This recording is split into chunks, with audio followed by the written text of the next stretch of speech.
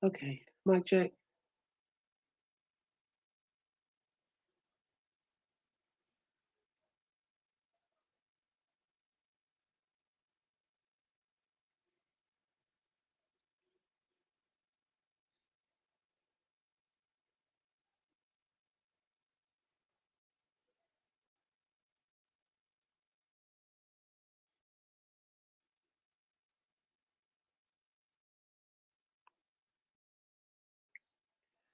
All right, I see I have a pretty decent delay in my audio. So I'm assuming there's a pretty decent delay in the video. Take that into account when you're commenting. So it might take me a minute to respond.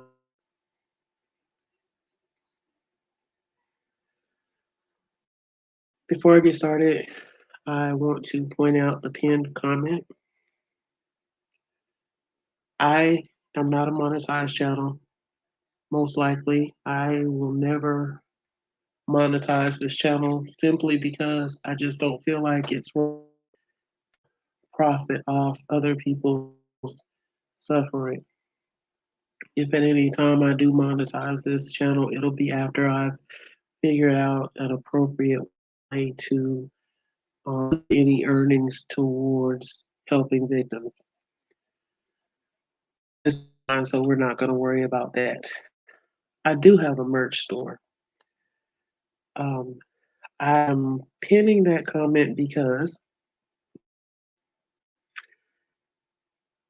I recently dropped my laptop. It's already like a really sucky laptop. I use like a two laptop setting,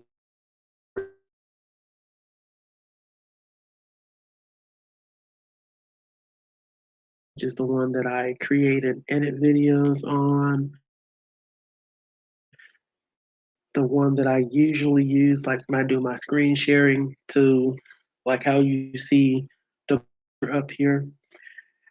Um, I dropped it, so it's like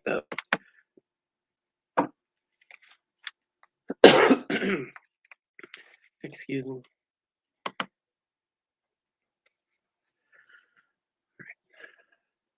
Excuse me, I had to cough. Um, but yeah, I dropped it, so now it's really jacked up. So um, I am not asking for donations. I believe that people should get something for their money. I have this merch store. There's some cute stuff on there. Um, you will encounter a few items. There's like two T-shirts that the lettering is off on. You'll see it obviously on the thumbnail. I, I cannot figure out how to delete the store, so just don't purchase those. One is a black shirt that says Savage picture on the front, and the other I think is a gray one or a red one with the same picture and wording. You can see that it's cut off, so just don't buy that. Um, I am really featuring on there the backpacks because I don't know, I just like the idea of them. I think they're pretty nice looking. That money, whatever I raise from that, will be used to purchase a new laptop so that I can more easily do my videos and present content to you, get these victims' names and faces out there. Um, so here we go. It is the new year, and this is my first live for the new year. And this one is going to entail several cases. We're going to talk about Damari Perry, whom uh, I have discussed before. We are going to talk about Lina Cahill. Lina Kill, I haven't talked about her before, but I've been following her case. And I have it permission from It Mail to use a segment of a video that he made where he had an excellent calling guest who gave a lot of good information about um, Afghani culture and giving some insight into things about this case and the people involved that have drawn quite a bit of negative comments um, concerning like the parents and their actions or reactions. But his caller really cleared up a lot of that. I emailed him. I asked him if I could use the clip, and he said yes. Uh, I'm also going to talk about Major Harris. Uh, I did a slight update on him during the holiday season, and then I found some more information that I think really, as far with the is it really will end up, but we're going to go over her timeline, talk about a few things in there, and I want to show and talk about a video that her mom, where her mom was speaking with some news agents. So first, Damari Perry, this cute little kid right here, and such a sad story. This article is coming from the Daily Beast. I'm going to put the links for all the videos and news articles in the description so that you can go and check those out for yourself. Damari is a 6-year-old who went missing uh, recently. And the original story that was told was that he had gone for a play date slash party with another child, with his teen-year-old sister accompanied him. The original story, and I'm going to keep calling it a story because that's all it was. The original story was that the 16-year-old who was supposed to be supervising him at this party had a few drinks, uh, passed out or fell asleep, woke up. Damari was not there. He was later reported missing, and um, he was found murdered. But the reason I decided to cover this case, and I'm going to keep tabs on it through the remainder of whatever, is because the details that are coming out so soon are just beyond belief for me. I have to say, I'm really glad one of those cases that ended up dragging out for months and months and months before um, people were arrested. So here we go with the story from the Daily Beast about Damari Perry, a 6-year-old from Chicago, North Chicago. Says the mother of 6-year-old North Carolina boy who was found dead in Indiana early Saturday has been charged. Two of his siblings have been dead as well. Damari was the subject of a frantic search effort after authorities said he vanished, quote unquote, under unusual circumstances, with his family claiming he had gone missing with mysterious strangers while attending a party with his 16-year-old sister. The search took a grim turn after the FBI and Chicago in Indiana.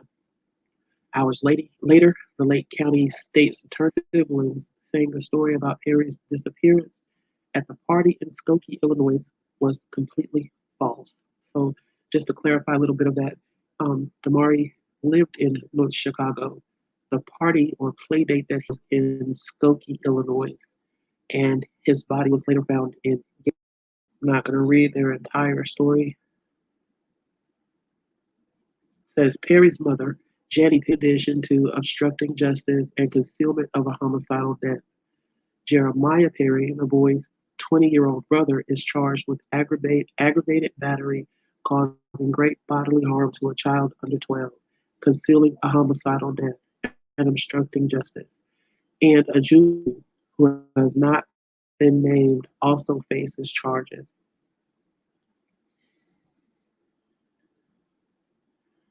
Says the 6-year-old was reported missing on Wednesday evening, with family claiming The last time he had been seen was a day earlier at about 3 p.m. in Skokie, where his mother claimed he had been seen with two mysterious strangers. That is a very key phrase there. Please keep that in mind. She's claiming he was seen with two mysterious strangers. As the Skokie Police Department said a day before Perry's remains were found, that there is no credible information to confirm Damari L. Perry was last seen in the Skokie area.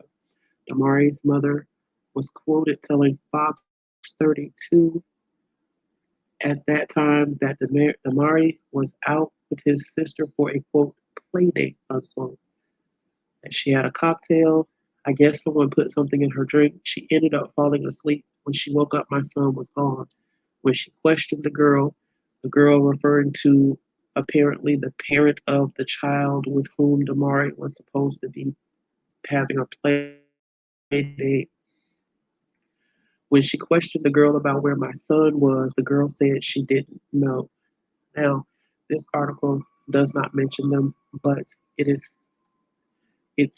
said the lie that was told was that Damari and the 16-year-old had been picked up by a female whose name I can't think of off the top of my head, and a man whose name was either Chaos or Wacko, and that these two people took Damari and the 16-year-old to the party in Skokie. Um, it's claimed that when the 16-year-old awoke from passing out from a drink or something in her drink or whatever that lie was, that Damari was gone and the guy called Wacko or Chaos, whatever, was also gone.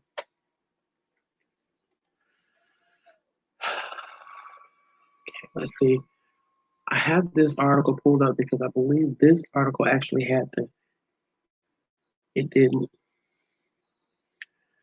but it did have the additional information that an autopsy is scheduled for Monday um, in Crown Point, Indiana. This one I found interesting, and I wanted to address it because the simple fact that this is a 6-year-old kid, and the fact that his mother and two of his siblings would be charged in his death, and that they apparently conspired together to hide that and to come up with this lie. And the way the charges read, because the mother has a charge for homicide, and then the brother has the charge for the homicide as well as for aggravated battery causing great bodily injury to a child under 12. So that charge there tells me that the brother specifically did something to Damari. The way the mother's charge reads, I really can't be 100% sure if she is charged with or being accused of doing something to him directly, being directly responsible for physically injuring him, or if the charge is simply more like a felony homicide or a felony murder charge where the fact that she participated in the hiding of the body and that she was aware of the other things that were done to him, then she catches a murder charge too. So hopefully, after they perform this autopsy Monday, then some more details will come out and we'll get a clearer understanding of what's going on with that. I did try to pull up her social media and um, to see if there was anything there, any comments that may have been made, any posts that may have been made. And I just wanted you to see this in particular because it was nothing. Her Facebook is private.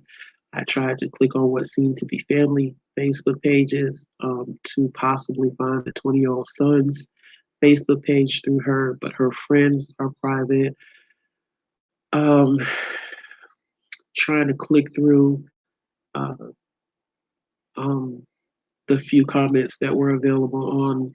I think she has a total of about 8 pictures that are public, and trying to click through the names and profiles that commented on those photos to see if I could link back to the 20-year-old took me nowhere because most of the people that she is friends with or who commented on her page also have their profiles private. Actually, all of them did. Um, very little was public. But this, my biggest flex is I'm exactly who I say I am, and I don't have to fake anything. Paraphrased. Yeah, just let that sink in. There were like one or two other similar in the similar vein. There were one or two other like memes or whatever on her page in a similar vein. And if you're exactly who you say you are, I wonder if you ever said that you were a murderer of your own offspring. So hopefully Monday I will be able to bring some more information on that. Now to Lina, we're I'm sure everybody's fully aware of Lena's case. She went missing. There's debate over like whether the park is a park or it's a dog park, whether Lena was supervised. There are some plenty of questions as to whether she was abducted, maybe by a stranger, possibly by someone in the apartment complex. Did parents have anything to do with it? All the questions that we usually have up front. I want to go ahead and show this. Her community has put up $150,000 in reward money to find her.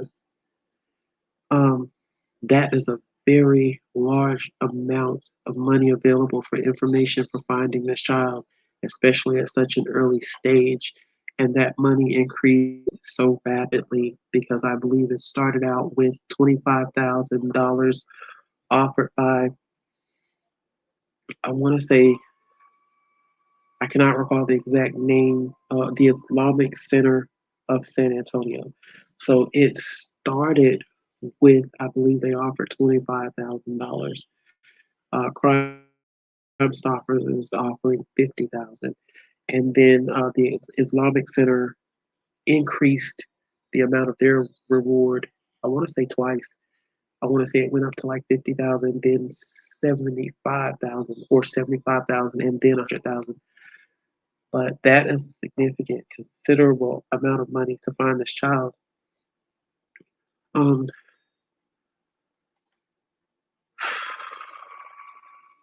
this is really kind of a crazy situation, but I think a lot of questions will be answered by this caller to Mel's show. Um, Mel is one of my favorite YouTube uh, content creators. I found him a couple of years ago. He was covering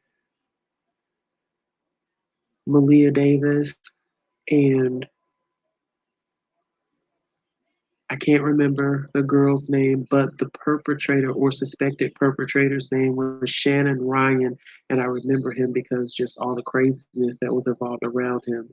But that's when I found Ike Mel, and I found that his coverage tends to be non-biased, it's drama-free. He is really good at getting details, getting updates. You guys, I'm sure you've heard me mention him several times before, and he's also one of the few channels that I feature on my feature channels pages. Well, he had a caller by the name of Ezat, Ezat, who discussed Afghan culture, family dynamics, community structure, and answered really a lot of questions that had been posed either directly or indirectly concerning Lena. because there was so much talk about whether or not she was supervised and just a lot of things. So in this video, it's his video posted on December 23rd, entitled "Missing Texas Girl Lina Sardar Khil Updates Florida Missing Woman Paola Marie Miranda Rosa." And right at about the 4:40-minute mark is when the caller calls in.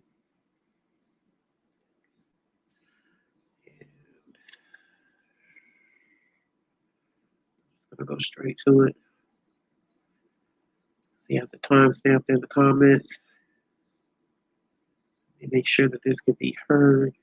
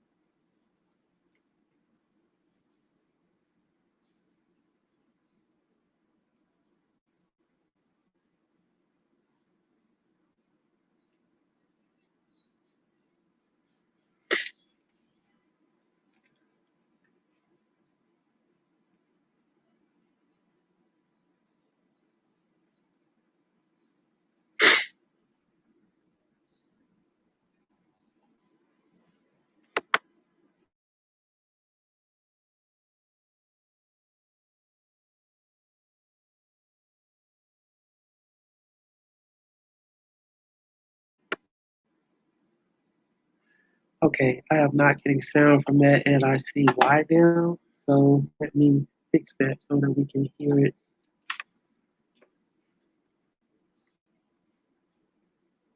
Hello. Hi, how you doing? Yeah, I'm doing great. How are you, sir? Good. This is it pronounced Ezra? Yeah, so my name is Igat, which is E-Z-A-T, and I live in Cedar Park. Cedar Park is close to Austin. Okay.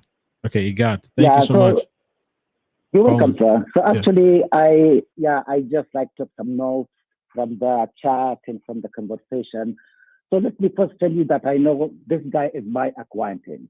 He is not my friend, but only acquaintance. So regularly, because the Afghan community here in Austin and San Antonio, they are close-knit community. We know like almost each other. And often, like we would go to San Antonio and we would play cricket and then congregate and come back. So the problem with this case, let me clarify a few things just to the audience. The first problem with this case is the communication gap.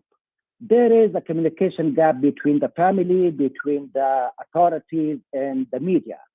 Like, for example, they say that the language is a dialect of Arabic. So it's not a dialect. This language is called Pashto language. Pashto language is spoken in two countries, Afghanistan and Pakistan.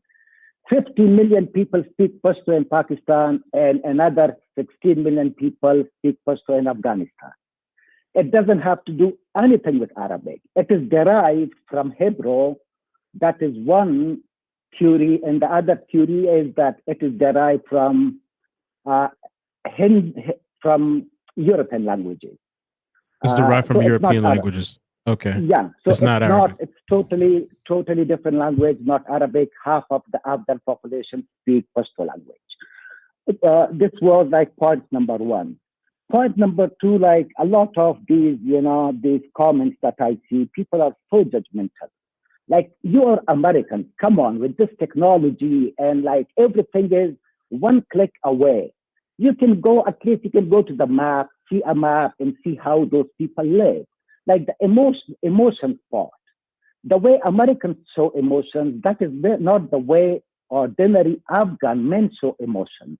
Afghan men, they will hide their tears. They cannot like cry in front of the camera. They cannot cry in front of the family members. They cannot, whether it's good, whether it's bad, it is the way it is. I have changed that thing. Like when my mom passed away, I couldn't like cry for 2 weeks. And then when I was alone, because no one was letting me alone, when I was alone, then I cried. I cried my eyes off. So that is the culture part. And the other part is Okay, Afghanistan is not the Middle East. It is Central Asia. Middle East is all the Arab countries, and Central Asia countries are Afghanistan, Uzbekistan, Turkmenistan, Kyrgyzstan, even part of Mongolia. That is Central Asia. So Middle East does not, Middle East does not represent the Muslim countries. Middle East only represents Arab countries, and it ends till Dubai. Iran, Pakistan, India, Afghanistan, they are not Middle East. Uzbekistan, Turkmenistan, Kyrgyzstan, they are not Middle East. This is another point. And the other point is if you go to Google and if you check like the rating for this community complex. Right. So there are a lot of remarks, reviews, negative reviews about children, about like playing unsupervised, being noisy, and things like that. And that community complex has a very low rating, 2.6. And the other thing with the Eastern countries is that they do not supervise children. Why? Because children are more safe in those countries than in the Western countries. And I will give you the reason. The reason is in the Western countries, if there is a pedophile, they will like send it to the court, to the authorities. In those countries, they would directly send it to hell. So no one could dare messing up with children. Children would be playing in the park unsupervised, on the road unsupervised, and everything would be fine. No one could dare looking at them. So these families, they are new in the US. In 2.5 years, you cannot like learn the culture. You do not know, they haven't yet realized that in the US, you need to have an eye on the child 24/7. They should do that in the US, but they were not doing that. So the mom, I believe, for a good time was not there. And the other thing with the Afghan families is that children would go to one another's home. Okay, where is my child? Oh, he may be in Ahmed's home. Okay, like he may be in Mahmoud's home. He may be in the park playing with other kids. And these moms, majority of them are unemployed. Majority of them do not speak English. And majority of them, they do not supervise the kids. And that is part of the culture. And now I believe this family hide that fact from the authorities because someone may have told them that the wife could be charged for negligence. That's what I was so the thinking. wife didn't so the wife didn't have any idea that in the US, if I do not supervise my children, I could go to jail. That is another part. And that is like unfortunately true for Pakistanis, Afghans, Indians, Iranians, Middle Easterns, when they come like to the US in the beginning, and they have some kind of perfection, not in a negative way, but in a very positive way with children. They treat children like so innocent beings, But the thing is, when you come to the US, then you realize, no, you have to stay away from children. You have to supervise the children. So this family is relatively new in the US. That is the reason. And other thing is, okay, so.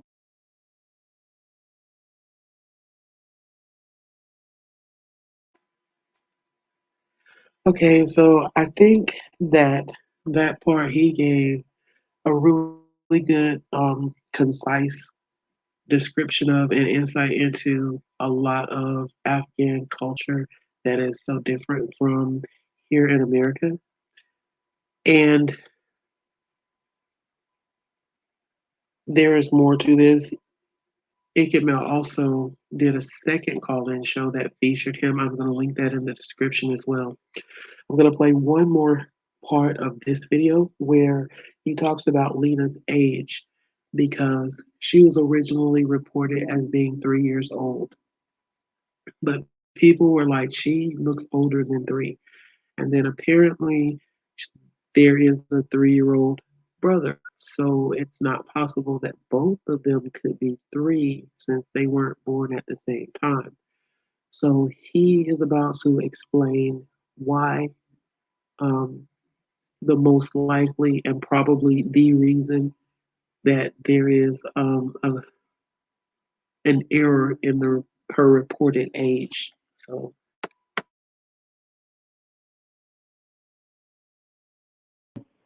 the emotion part, I talked about it, the Middle Eastern part, Pashto culture, unsupervised. Okay, the age part. Now, in Afghanistan, women give birth, unfortunately, at home. That has been, even today, that is the practice. Like 80% of moms, they will give birth to children at home. So it means they do not have a birth certificate. Now, if someone says that, okay, now my age, I had to ask my dad, my mom, can you please like tell me what day it was? And they were not sure even about the day. But I came up with a date. So like in my friend, Facebook friend list, on 1st of January, there will be like 500 friends celebrating their birthday because that is a fake birthday. And I have to send them like wishes to 500 people on the Facebook, my Afghan friends. So this girl may not be 3. This girl may be 4. This girl may be 4.5. So because of the practice, they just estimate the age. I see. I see. Yeah. That makes sense. So in regard to the age, supervision, so I think I pretty much covered everything. And with the translation, like the translator was not a professional.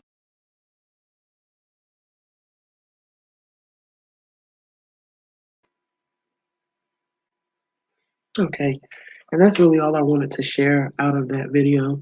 Again, I'm gonna link this video and the other video where he featured Izak, uh, because I think that this man gives really good context and good explanation about what is going on in Lina's case, and he gives that from the perspective of, you know, someone who lives that culture.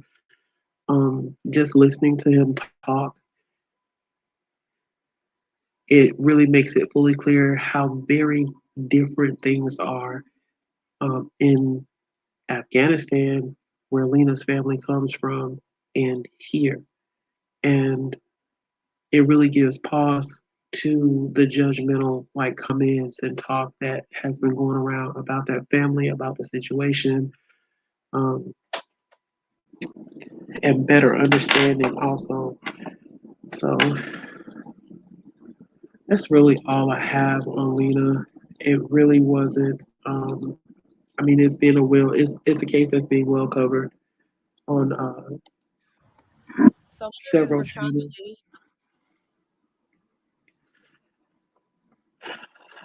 This is what I found about Major.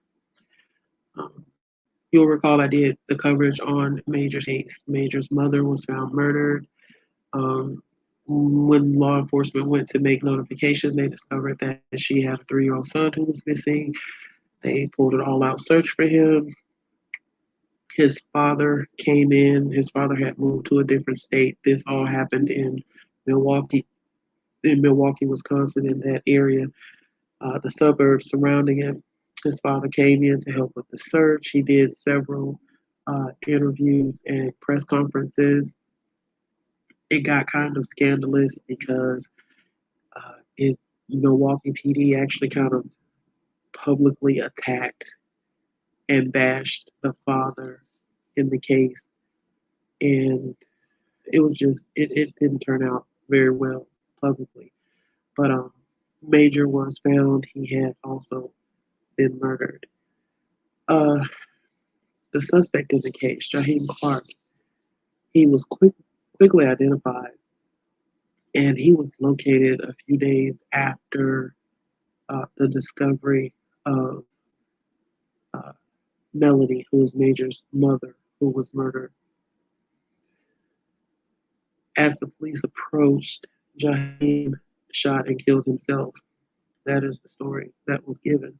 Major was not with him, nor was Major in the vehicle, which was located not far from where Jaheim was. He was eventually found behind an abandoned house. in another part of town. Well, after all this, the most recent update I did was around the holidays, and it was just like a general update. The case was closed. That was our suspect. He killed himself, blah, blah, blah. Nothing more we can do, basically. Well, shortly after I did that update, I came across this interview with Jaheim's family, the suspect who had supposedly killed himself. And the reason I'm saying supposedly is because when you listen to this, I think it might leave you with some questions. So let me play this, and I will also link this in the description. I'm the big sister of Jaheim Clark, and we're here today to discuss the circumstances surrounding his death. A lot of these questions are for the police because a lot of stuff just doesn't make sense. One of the questions is why wait until Saturday for the Amber Alert when Mallory was clearly identified Thursday when she was in the backyard.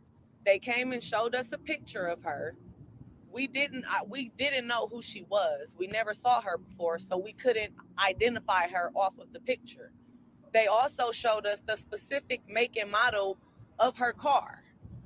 So how didn't they know who she was or identify her until Saturday? Now, none of this came out in the original reporting. They didn't say anything about having identified her that quickly or having identified her vehicle that quickly or any of that. Another question is, it says she died of multiple gunshot wounds. I'm confused on that because the police they sat behind my mom's house for at least 10 minutes doing CPR on her. So you would think doing CPR, I'm CPR certified. So if someone's died of multiple gunshot wounds, wouldn't there be blood all on your hands and you can feel the wounds? That information wasn't released until days later, and we were under the speculation that it was trauma. She was beaten because we saw with our own eyes when we looked out the window, her face was beaten.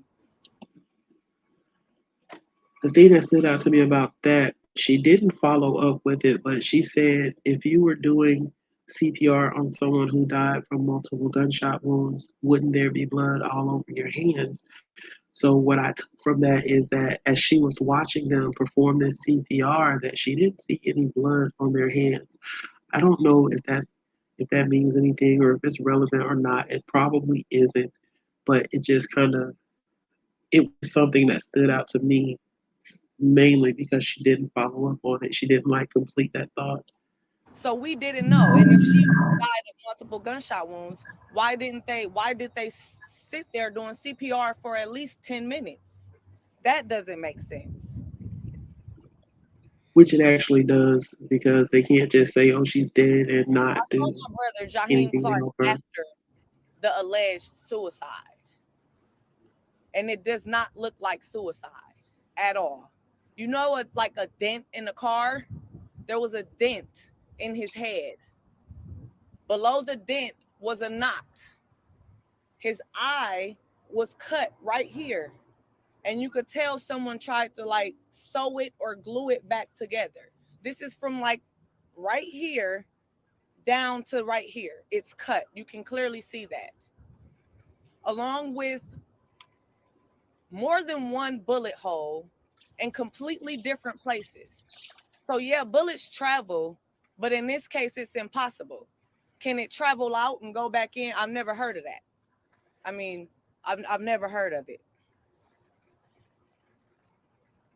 He also had, it looked like defensive wounds on his hands that we can clearly see that they were fresh. His lips, they were swollen. You can tell that they were bleeding. His nose was swollen. All of this does not say suicide at all. Burn marks on his hand.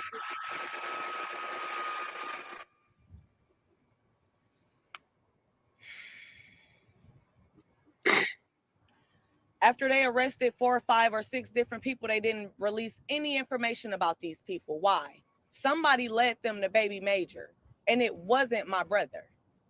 We don't know who these people are. For all we know, they could be sitting outside my mom's house watching.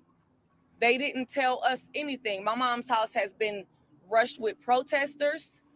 Her yard has been trashed. One night they let off cannons in the back of her house, trying to scare us. We don't know who these people are. We should at least be told something, because his death was not suicide. Besides that, the other adult that was in the house at the time was taken down for questioning. He was made to go for questioning. They told us that he went voluntarily, which was not the truth. My 13-year-old brother and my 6-year-old sister went with him. They told us that they were all together. That was not the truth. The kids were in separate rooms, and they questioned them without any parents knowing, without any parents' consent. A 6-year-old was questioned about a body being dragged out of a house without her parents' consent or any parent around. That is not right. A lot of this stuff is not making sense.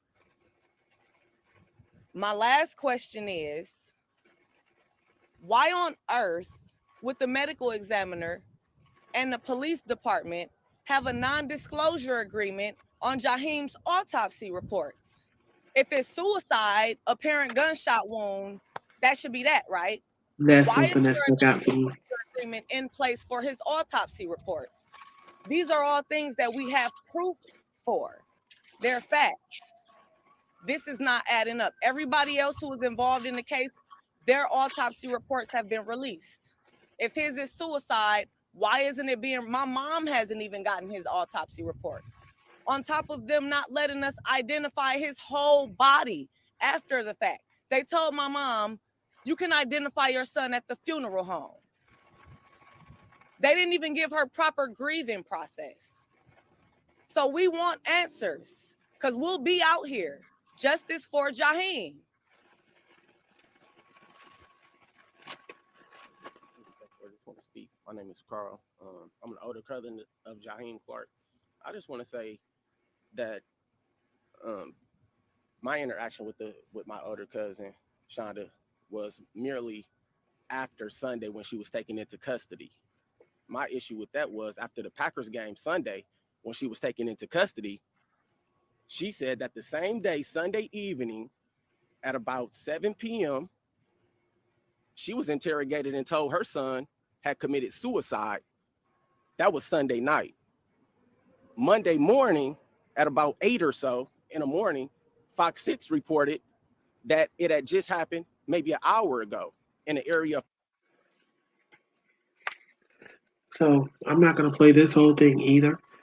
The main portion that I wanted to share was the older sister speaking, because I think she said some things that kind of really make you think twice.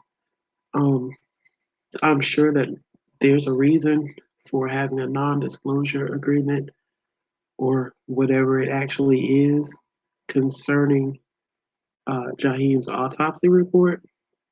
It could have a lot to do with the investigation, except for the fact that the investigation is now closed.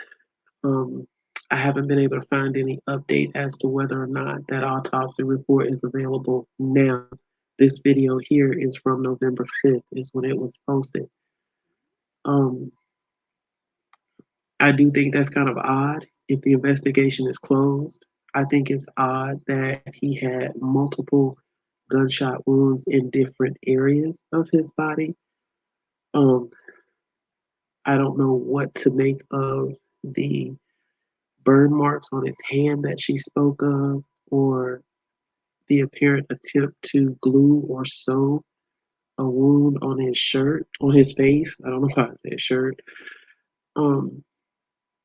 I don't know. It just kind of leaves a few questions. I'm going to link this as well if you want to go in and watch the full video for yourself. That's just kind of crazy to me, and I wanted to share that since it is a part of the case that I was covering. Now, for Harmony, this case I've kind of followed at a distance, but I am following a little more closely now. Um, it put me in the mind of Relia Wilson, who was a 2-year-old, who was a child in foster care in Florida some years ago, who went missing, and her disappearance wasn't discovered for 2 years. Just saying. Um, no one heard from her. No one saw her, and I I feel like these two cases, Relia Wilson, Harmony Montgomery, along with some others, Ariel Sellers, uh, they all kind of showcase just how badly the various protective service agencies across the country have been failing these children for so long. Like, anytime protective services is involved, there is supposed to be constant contact, regular contact. Uh,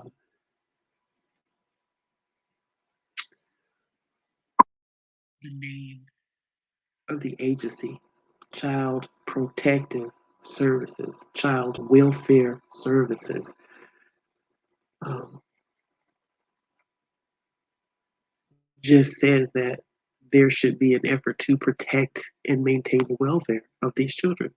So, how is it when you have children who are under the supervision of protective services, and therefore there should be some type of, and I know for a fact that it is a part of the requirements that someone visits these child on a regular basis, whether it's once a week, once a month. There is always supposed to be a regular visit where a caseworker goes out, lays eyes on this child directly, physically interacts with the child. Because otherwise, how do you know that they're in good health and being taken care of and not being abused?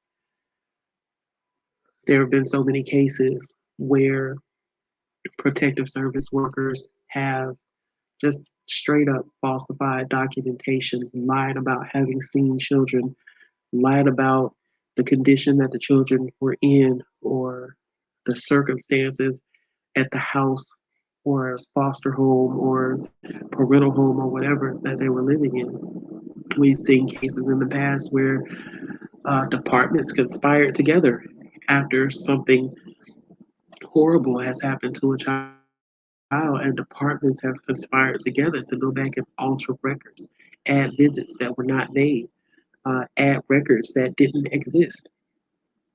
So this is an ongoing thing. It's not something new. Thank God for the internet, social media, YouTube, and the ability to share this information so freely, so quickly, and so openly. Um, thank goodness for creators and just regular people who get out there and dig it up and show it to the world so that it cannot be so easily hidden. I know there's probably never heard of William Wilson. There's probably a bunch of people who've never heard of Relisha Rudd and so many others. And I'm going to get off the soapbox now and talk about Harmony. But yeah, it just kind of touched a nerve with me because um, if you're going to uproot children and say this circumstance that this child is in is dangerous for them, it's not conducive to this child growing and prospering and living, then if you're going to do that, you should make sure that you have placed them in an environment that's better, that's more conducive to them thriving and being successful. Um, so yeah, I'm real heated with CPS on a lot of things, especially with these recent cases that we've covered, starting with God all the way back to whoever. But I'm going to go back as far as Cash and Carter Gergen and their situation. You know, how how do we keep having this problem of disappeared and dead children when there's supposed to be a person of authority that's making sure they're okay, a whole agency that's supposed to be making sure that they're okay. Pardon me for just a second.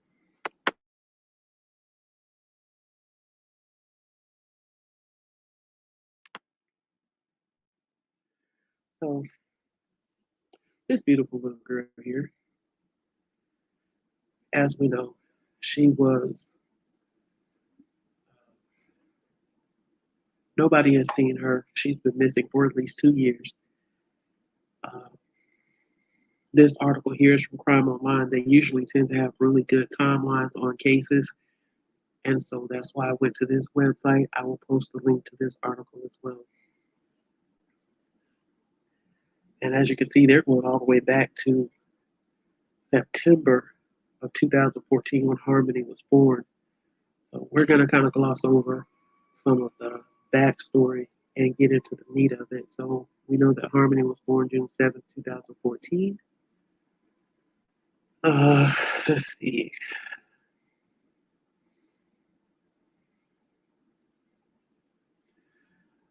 Apparently, earlier that year in January, her father, Adam Montgomery, shot a man in the face after meeting him for heroin. The man survived.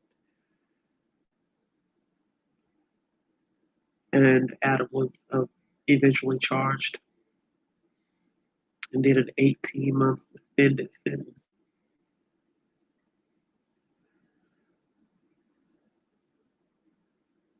And looks like the mother, the bio mom, was also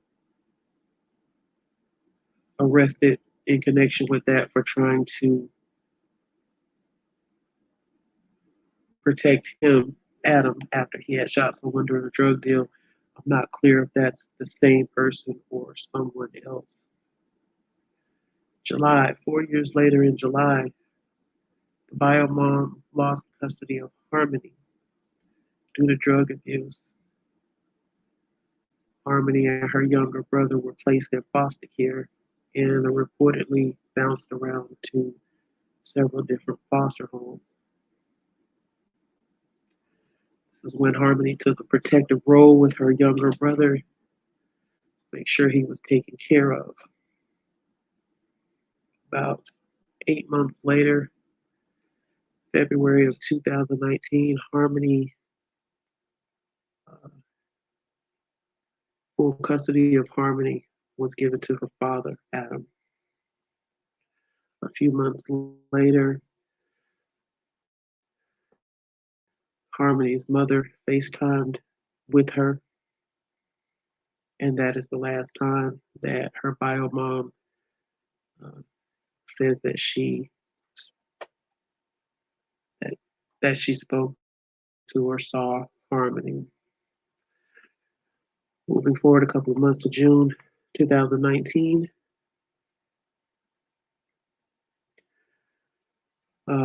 Blair Miller and his partner Jonathan start fostering Jameson, or I'll make sure I don't say his name again though, but we'll call him Little Brother. Blair Miller and Jonathan started fostering Little Brother, and they started contacting the bio mom because they learned how close that Little Brother and Harmony were. A month later, Montgomery's uncle, Adam's uncle, the bio father's uncle, Uncle Kevin noticed that Harmony had a black eye, and he reported that.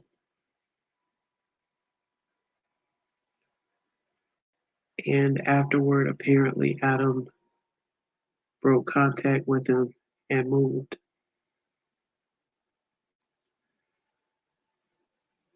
Broke contact with him and other family members.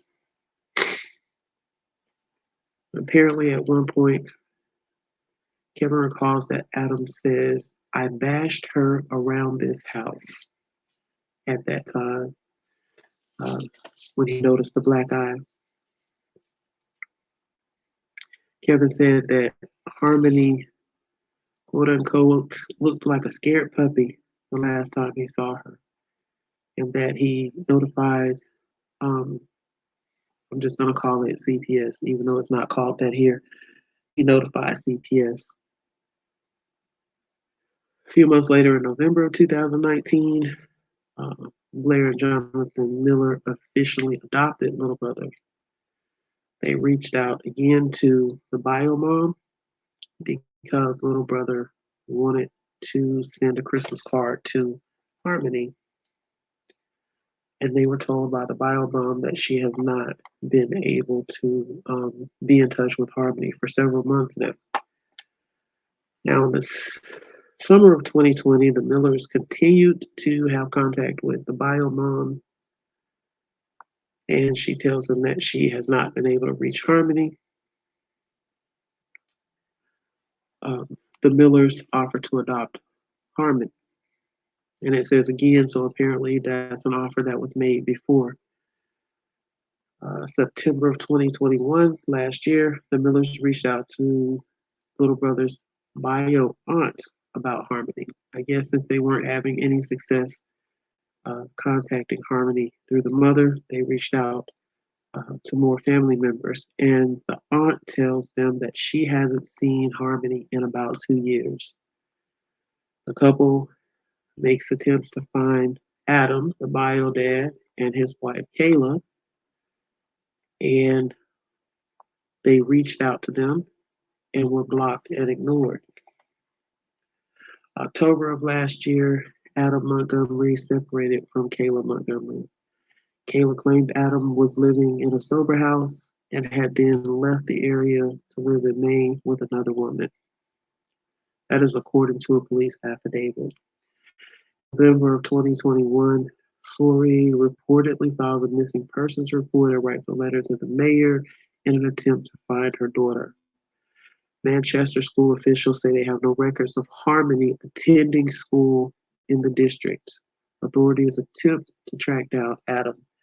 An employee of the Manchester Police Department contacted CPS and learned of previous addresses associated with Adam. The Manchester police officers checked those addresses but were unable to locate Adam or Harmony.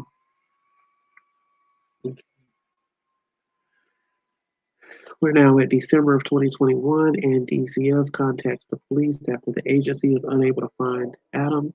Police learned during investigations that no one has seen Harmony since 2019. Consequently, the Manchester Police Department initiated an investigation into the whereabouts of Harmony, the police wrote. Over the following days, members of the Manchester Police Department learned that Harmony had not been physically seen since October or November of 2019. Montgomery's brother and uncle tell investigators about the prior abuse incidents between Adam and his daughter, and police ultimately find Adam sleeping in his car with his new girlfriend. Adam Montgomery reportedly told police that Harmony's mother came to pick her up in Manchester, New Hampshire around Thanksgiving 2019. Montgomery claimed he hadn't seen his daughter since.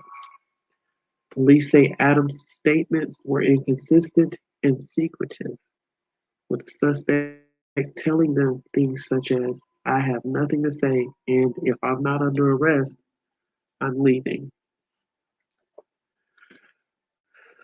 The arrest affidavit, I'm not sure if this is the arrest affidavit or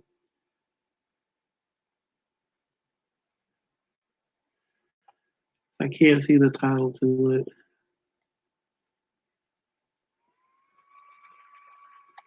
I'm not going to go through this.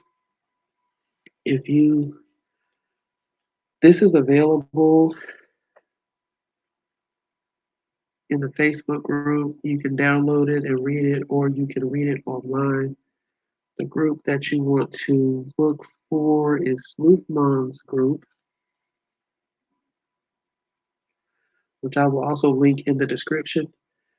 And the name of the group is Harmony Montgomery Missing NH/Missing Children. I'll link that in the description.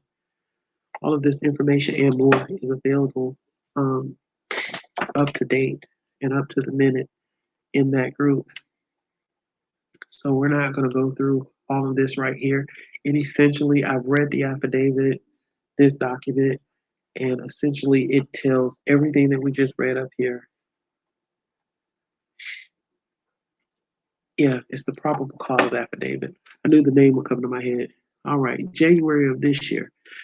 After speaking with family members and reviewing evidence, police arrest Adam for the 2019 alleged child abuse incident. Following Montgomery's arrest, police arrest Kayla Montgomery for allegedly receiving over $1,500 from the Supplemental Nutrition Assistance Program, or SNAP, also known as food stamps, from December 2019 to June 2021.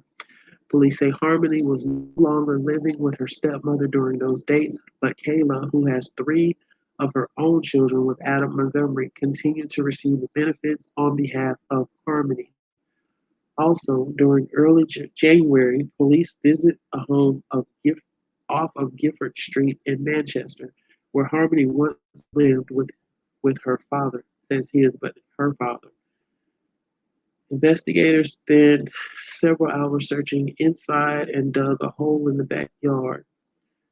Police returned to Gifford Street home on January 8th to conduct additional searches. Harmony is still missing.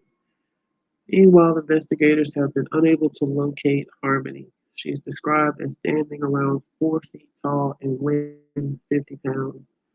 She has blonde hair and blue eyes. She is blind in her right eye and should be wearing glasses. The most recent photographs available were taken when she was 5 years old. There is a $90,000 reward for information on Harmony's whereabouts being offered. Anyone with information is asked to contact the police tip line. That number is 603-203-6060. And that reward is actually $94,000. Now, as far as her description, the height and weight given, I don't have the chart. I actually usually have it handy of average heights and weights for children of different ages. I'm not sure if that height and weight is based on her 5-year-old height and weight, or what they expect that she would be today at 7 years old.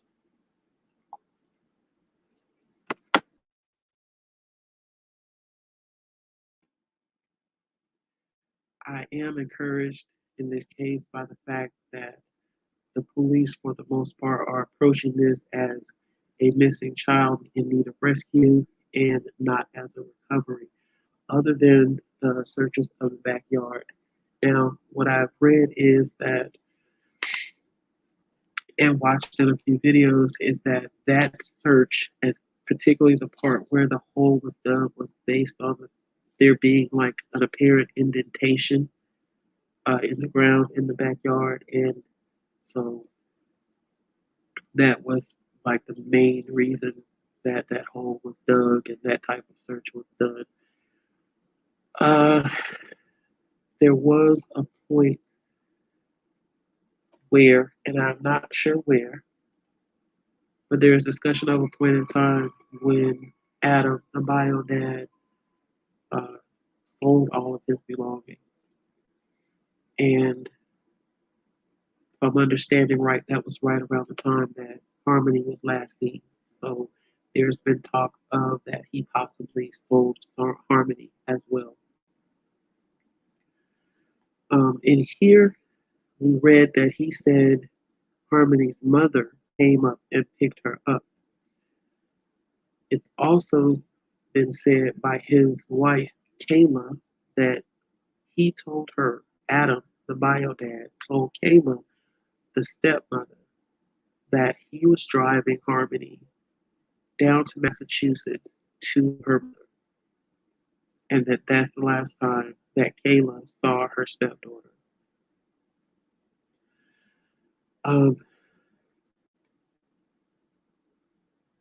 I am really hoping that this case comes to a resolution here soon. But considering it's been 2 years, I can see. I mean, if he's managed to shut up and not talk in all of this 2 years, especially with him having the type of criminal record that he has, which is something that I'm going to go over in the next video that I do about Harmony. He has an extensive criminal record. So if it is the case that he did something to Harmony and Harmony is no longer here, and it's been 2 years, they've moved around several times. Any direct evidence is likely to be long since destroyed. Without finding remains, although there are cases where murder charges are laid without a body. We've seen that recently in the Ariel Sellers case. Charges like that can be laid without a body, but it's not the norm. Being the type of career criminal that he is, I'm sure he is fully aware that without a body, it's going to be more difficult to prosecute him. It's going to be more difficult even to bring those charges against him.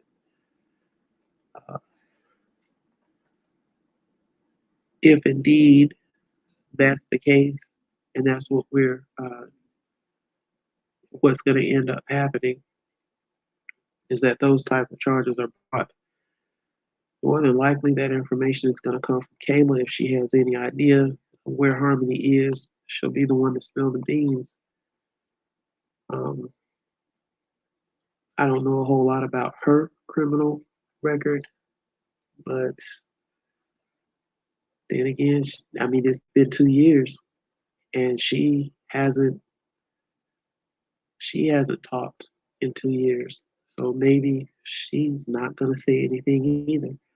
I mean, if I had a stepchild, then it stands to reason that I would ask about that stepchild, especially since that's the sibling of my children.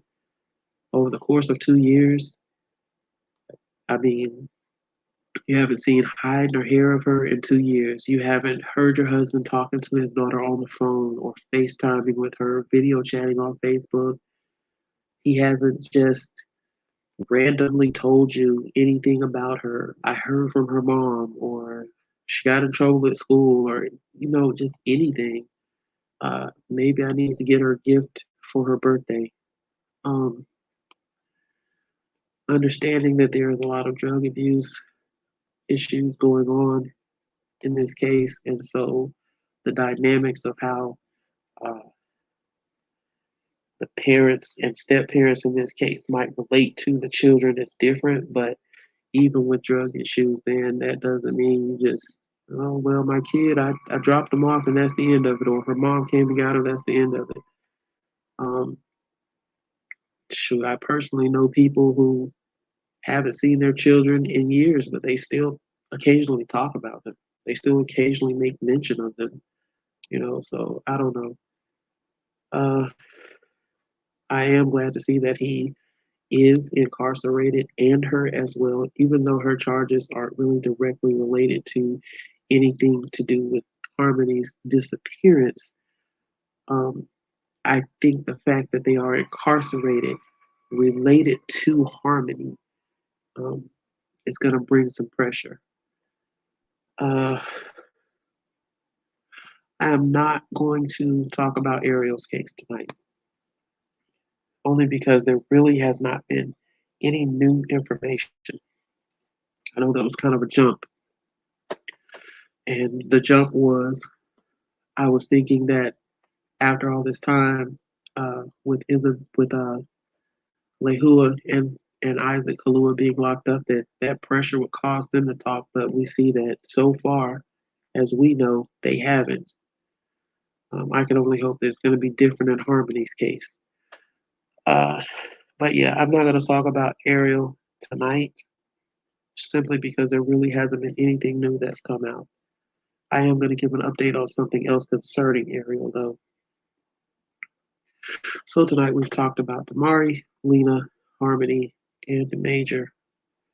I will probably end up splitting this video. I'm going to leave the longer video up, but I will split it and give each section its own place.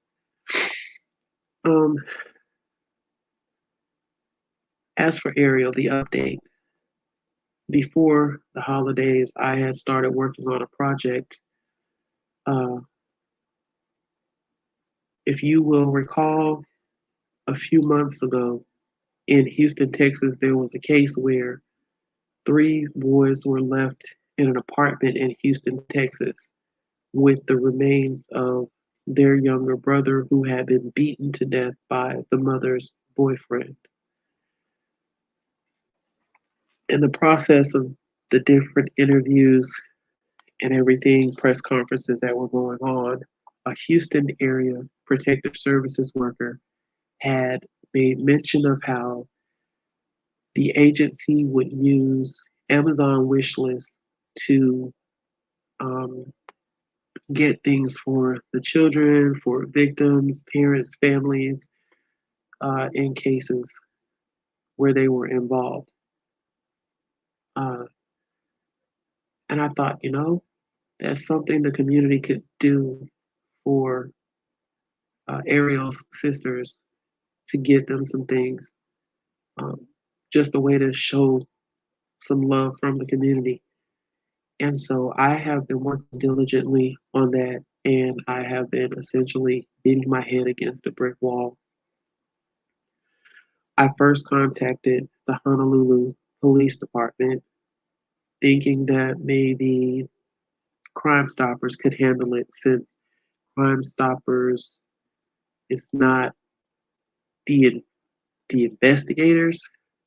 And the reply that I received basically said, no, we can't we wouldn't feel comfortable doing that.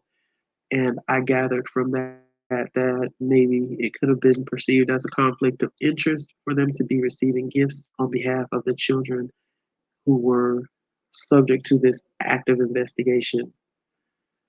That made sense. I next reached out to the Honolulu Fire Department. I didn't see where there could possibly be a conflict of interest, since they're not an investigative agency, or they're not protective services, and they basically didn't feel like they were the right agency. After that, I started calling different charitable agencies and churches in the Honolulu area. The one agency that I did contact did end up making contact with, referred me to someone else, because that agency is actually closed due to COVID. It basically shut their doors. They're not functioning anymore. They referred me to someone else, and that person has yet to contact me in return.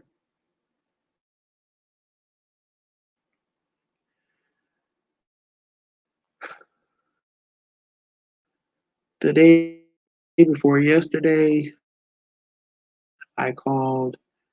I just broke down and said, well, you know what? Let me go ahead and they would have to be involved, even if I could find someone in the Honolulu area to receive deliveries from Amazon, eventually protective service to the girls. The first call, they took my information. I received a call back from, I cannot remember his name, but he was obviously not a supervisor.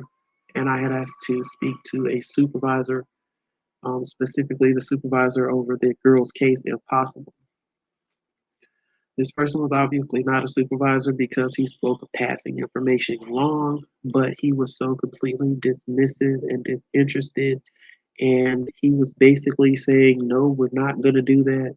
No, we're not going to facilitate that, without actually saying, no, we're not going to help you. So I called back the next day to try and speak with someone else. And I was very specific this time that I would really like to speak to the caseworker for the girls or the supervisor over the girls' case. I was put in touch with a woman this time who, again, was very dismissive. It's almost as if she wasn't even listening to what I was saying. She was just waiting for me to finish talking so that she could tell me how I can't break confidentiality and da da da, yada yada. Um, I explained to her that there was absolutely no need for confidentiality to be broken. I didn't need to know where the girls live, who they were with, whether or not you have an active case. I just need to know if someone can get these gifts to these girls. Because even if there isn't an active case, which we all know that there is, but even if there isn't an active case, they would still be aware of where the girls were placed and where they were living. And they would be able to take things there and say, hey, uh, the world at large loves these girls and sent them these gifts. So I have not given up. I am going to transition into um, some different steps to try to get these gifts to these girls. Um, it really, I don't know why it is so stuck in my spirit to get to find a way that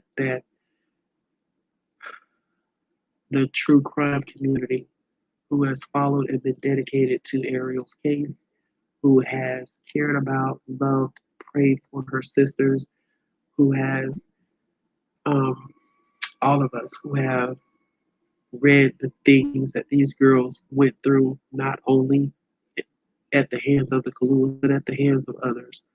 They have been through a lot. They have hurt. They have seen a lot less happiness in life than any child should. Um, so it is just in my heart and soul that I want to facilitate a way that the community can reach out and show them some love.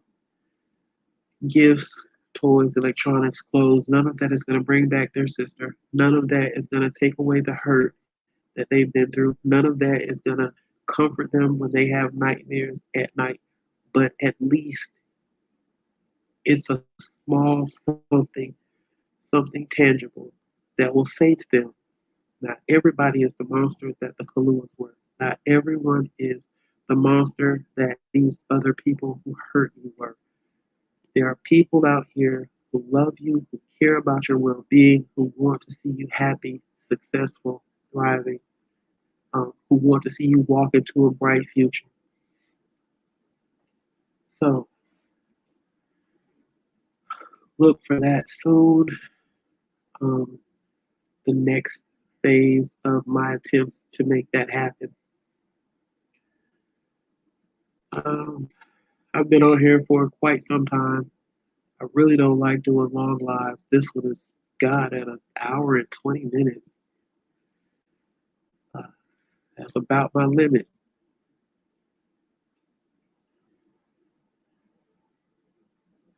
Okay. Oh, lastly, I do want to mention the store again because I just want to kind of show it to you. Some of the things that I have on there,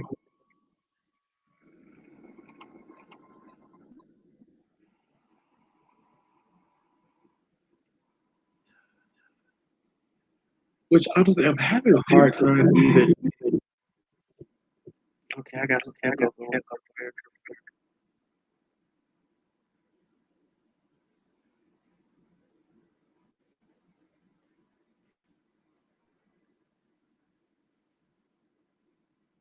Let's see if that helps. Okay, that's better. All right.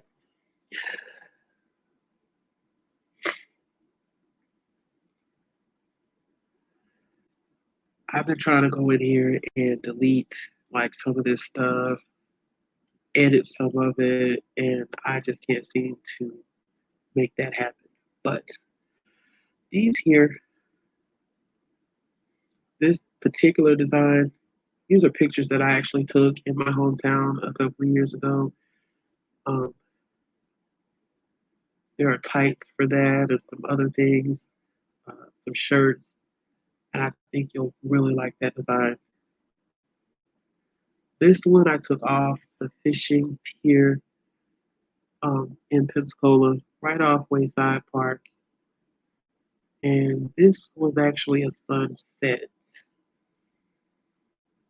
This was on the Bob Sykes Bridge, fishing bridge. Yes, I love going fishing. And that is actually in the Boy and a Dolphin restaurant. So this is one of the backpacks I was telling you about. I just love the way it came out. I also have one in this design. It's not showing on here right now, but I also have one with the blue design on it. That's nice. I ordered one of these for myself. This shirt here is the shirt that I'm telling you not to order. You see how the lettering is cut off? So don't order that one because I cannot guarantee it will come out right. Also, don't order the phone case. Now these came out fine.